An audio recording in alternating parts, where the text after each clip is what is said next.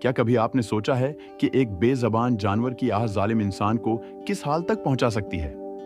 आज की कहानी में एक ऐसा ऊंट है जिसने बरसों जुल्म सहने के बाद वो किया, जिसकी किसी ने सोचा भी न था। अस्सलाम अलैकुम दोस्तों, आप सबको आज की कहानी में खुश आमदीद कहता हूं। अगर आप हमारे चैनल पर नए हैं तो अभी सब्सक्राइब जरूर कर लीजिए ताकि हर नई और दिलचस्प कहानी आप तक सबसे पहले पहुंच सके। और हाँ, कहानी अच्छी लगे तो लाइक और कमेंट करके अपनी राय जरूर बताइएगा।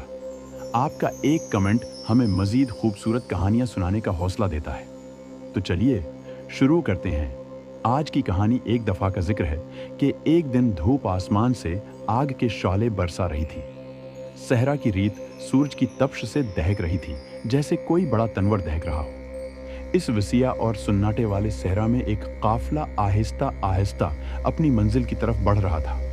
काफिले के बीच एक शख्स था, जाबिर खां।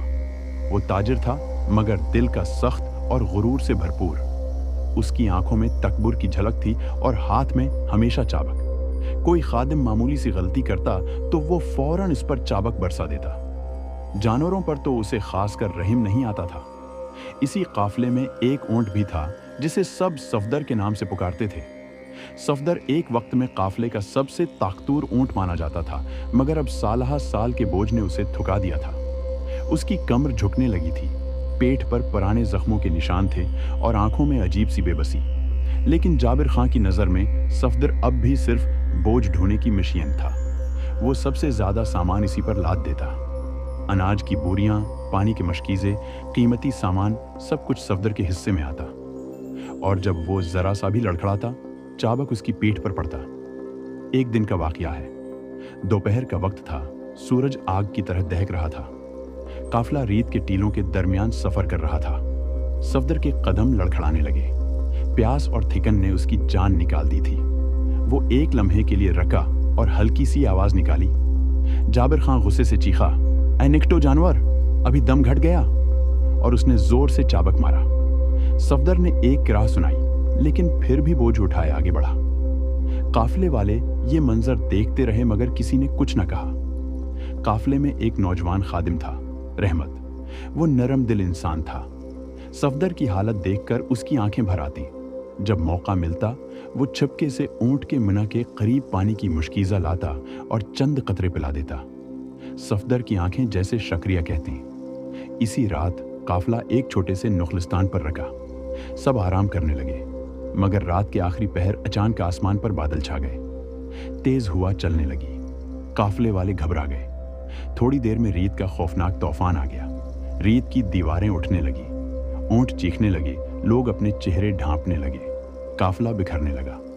जाबिर खां अपने कीमती सामान के डब्बों को बचाने के चक्कर में सफदर पर मजीद बोझ डालने लगा ताकि सब एक ही ऊंट पर बंधा रहे। सफदर की टांगें जवाब दे रही थी। वो लड़खड़ाया और आखिरकार जमीन पर गिर गया। जाबिर खां तेश में आ गया। हरामी जानवर, तूने मुझे रसवा कर दिया। उसने इंधाधुंध चाबक बरसाना शुरू कर दिया, मगर तूफान की घन गर्ज के बीच अचानक एक लम्हा आया जब सफदर के सब्र का पैमाना लबरेज हो गया। वो एक झटके से उठा, सारा बोझ एक तरफ गिरा और आगे भागा। इसके साथ ही बंधी रस्सी जाबिर खां के पांव में उलझ गई। वो रीत पर जोर से गिरा और सफदर के पैरों तले आ गया। काफिले वाले हैरान रह गए। तूफान के शोर में जाबिर खां की चीख दब गई। जब तूफान थमा तो सफदर दूर खड़ा था, आजाद, जैसे बरसों के बोझ से निजात पा गया हो। काफिले वाले आगे बढ़ गए।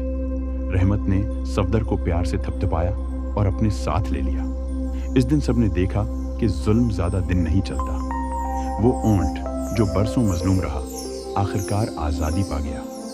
सबक ये कहानी हमें बताती है कि जुल्म खवा कितना ही ताकतूर क्यों न लगे, आखिरकार इंजाम बरा ही होता है। मजलूम की आग कभी रायगा नहीं जाती। आपको ये कहानी कैसी लगी है?